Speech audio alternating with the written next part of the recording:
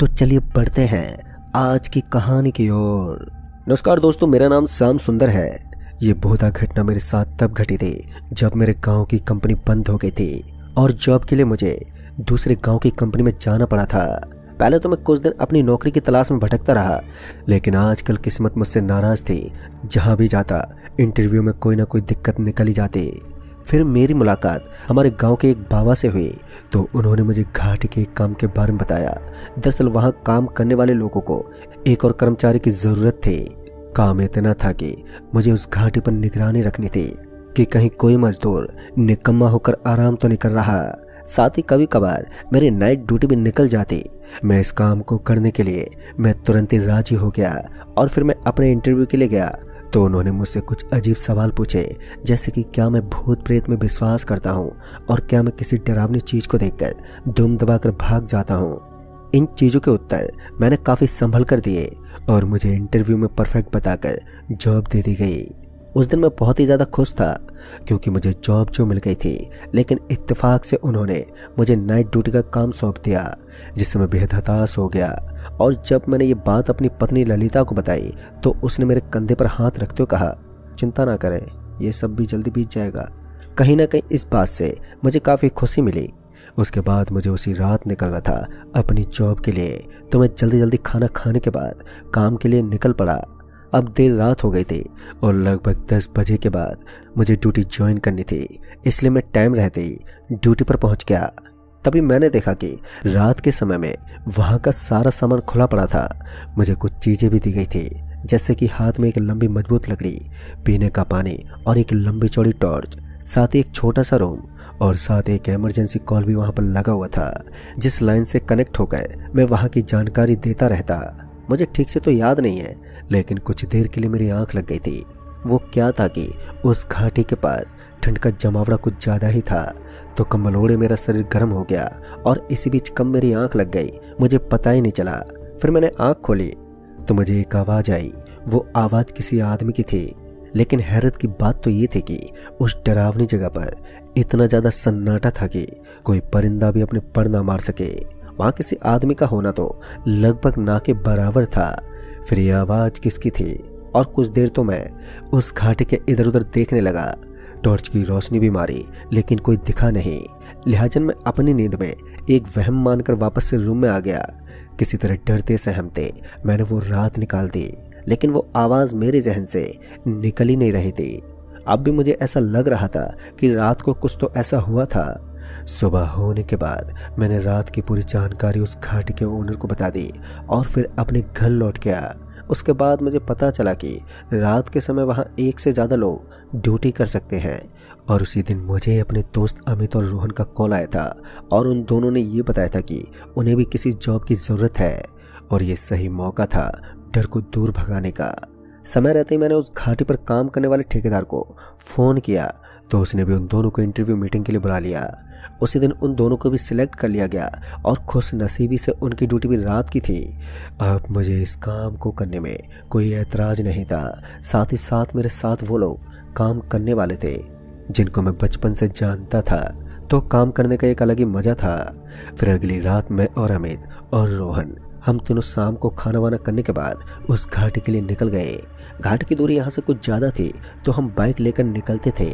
उस दिन ड्यूटी पर जाते समय रोहन अपनी बाइक लेकर आया था, लेकिन अमित के पास कोई बाइक नहीं थी, तो ऐसे में अमित और मैं हम दोनों मेरी बाइक पर बैठकर निकले थे। जाते समय तो हमें कुछ भी गलत नहीं लगा, लेकिन पूरी ड्यूटी खत्म होने के बाद सुबह के 4 बजे रोहन और अमित को जल्दबाजी होने लगी। उन्हें घर लौटना था, इसलिए मैं उनके साथ ही निकल गया। जब हम सुबह रूम से निकले थे तो हमने देखा कि आज बाहर धुंध कुछ ज़्यादा ही थी। कोहरे की वजह से सामने कुछ ठीक से नजर नहीं आया। अमित और मैं हम दोनों तो पहले ही उस धुंध के बादलों को चीर कर निकलने लगे, लेकिन तभी रोहन की बाइक खराब हो गई, जिस कारण हमें उसका वेट करना पड़ा। अब मैं और अमित रोहन का इंतजार करते हुए सड़क के किनारे खड़े हो गए। कुछ देर के बाद रोहन ने बताया कि उसकी बाइक स्टार्ट हो गई है और वो निकल रहा है। इसके बाद हमने भी सोचा कि अब हमें भी निकलना चाहिए और तभी रोहन की बाइक हमें ओवरटेक करते हुए आगे निकल गई। तभी हमने देखा कि रोहन की बाइक के पीछे एक बूढ़ा आदमी बैठा हुआ था। मैं और अमित रोहन के पीछे बैठे उस आदमी को देख हैरत में पड़ गए। और इतनी सुबह सुबह आखिर कौन होगा जो पैदल बीच सड़क पर सफर कर रहा हो। उसके बाद मैंने अपनी बाइक की स्पीड को बढ़ा दी ताकि मैं देख सकूं रोहन के पीछे बैठा ये बुड्ढा आखिर है कौन। जैसे मैंने अपनी बाइक को रोहन से आगे निकाला तो उसने भी अपनी बाइक की स्पीड को कम कर दिया। फिर मैंने बगल में बाइक रोकने का इशारा किया। उस समय धुंध तो कुछ ज़्यादा ही छाई हुई थी तो साफ साफ कुछ भी नज़र नहीं आ रहा था। तभी रोहन ने अपनी बाइक को हमारे पीछे रोका तो मैंने रोहन को ठंड से कांपती हुई आवाज़ में कहा, अरे भाई, अपनी बाइक के पीछे किसी को बैठा रखा है क्या? रोहन इतना सुनते ही रोहन ने कहा, किसकी बात कर रहे हो यार? लगता है तुम मेरी फिरकी ले रहे हो। मैंने तो बाइक के पीछे किसी को नहीं बैठाया। और वो हंसने लगा। रोहन ने अपना हाथ पीछे घुमाया तो रोहन का हाथ उस आदमी के शरीर के आर पार हो गया। यह देखकर तो मैं पूरा हिल गया। मेरा शरीर डर से थरथराने लगा। 1 मिनट के लिए तो मेरी सांस बैठ गई। फिर जब अमित ने भी इस नज़ारे को देखा तो उसे भी घबराहट होने लगी। अमित ने मुझे बाइक निकालने को कहा तो मैंने तुरंत ही बाइक वहां से आगे बढ़ा दी और रोहन की ओर एक बार भी पलट कर नहीं देखा। अब हमारी बाइक उस घाटी की गहराई वाली जगह को पार कर चुकी थी जहां ज्यादा कोहरा और धुंध छाई हुई थी। तभी रोहन की बाइक फिर से हमें ओवरटेक करने लगी, पर इस बार जब हम लोग उस कोहरे को चीरते हुए उसके अंदर से बाहर निकले तो हमें अब सामने का रास्ता हल्का हल्का दिखाई देने लगा था। तभी रोहन ने कहा, अरे अमित भाई, जानते नहीं हो क्या कि बाइक के ऊपर 3 जनों का बैठना सरकार के रूल के विरुद्ध है? रोहन ने इतना कहा ही था कि मैंने पीछे पलटकर देखा, लेकिन हम दोनों के अलावा बाइक की सीट तो खाली पड़ी थी। मुझे लगा कि रोहन हमारी भी फिरकी ले रहा होगा, इसलिए मैंने ज़्यादा ध्यान नहीं दिया। लेकिन फिर मेरी नज़र बाइक के साइड मिरर में पड़ी तो मेरा शरीर एकदम से ठंडा पड़ गया, मानो मेरी सांसें गले में ही अटक गई, क्योंकि रोहन के पीछे बैठा वो भूत अब मेरी बाइक पर सवार था।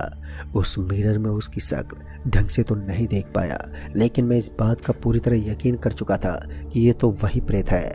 और फिर अमित के कहने पर मैंने बाइक की स्पीड को और बढ़ा दिया। फिर मैंने एक बार भी ना तो पीछे मुड़कर देखा और ना ही अपनी बाइक के साइड मिरर में देखने की हिम्मत की। लेकिन उसके बाद हमारी बाइक का संतुलन बिगड़ने लगा और बाइक डगमगाने लगी।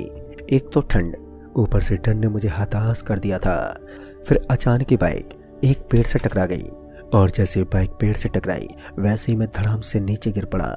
मेरे ऊपर से अमित और हमारी बाइक भी सड़क पर घसीटती हुई चली गई।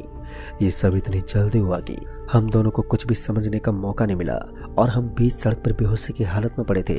शायद रोहन आगे निकल गया था तो उसे कैसे पता चलता कि हमारा एक्सीडेंट हो गया है।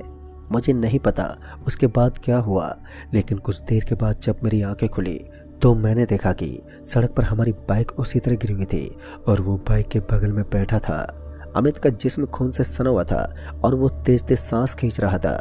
आखिरी बार था जब मैंने उस सड़क के नज़ारे को देखा था, क्योंकि उसके बाद मैं दर्द को सह नहीं पाया। और एक बार फिर जब मैंने अपनी आंखें खोली तो मैंने देखा कि अब मैं अस्पताल में था और उस अस्पताल में हम दोनों का उपचार चल रहा था। हमारे बगल में रोहन बैठा था और उसके बाद रोहन ने बताया कि जब हम काफ़ी देर बाद भी उस कबीले के पास नहीं पहुंच पाए तब उसे इस बात की भनक लग गई थी कि हम खतरे में हैं। और समय रहते उसने मुझे और अमित दोनों को गांव के अस्पताल में पहुंचा दिया और इस तरह हमारी जान बच गई। कुछ लोगों ने बताया कि उस घाटी के रास्ते पर एक प्रेत घूमता है जो वहां रात में काम करने वाले लोगों को तंग करता है और बाइक जैसी चीज़ों का अक्सर वो पीछा करता है। तो दोस्तों, इस कहानी में बस इतना ही। कहानी आपको पसंद आई हो तो वीडियो को लाइक शेयर जरूर कर दें और साथ ही हमें नीचे कमेंट बॉक्स में जरूर बताएं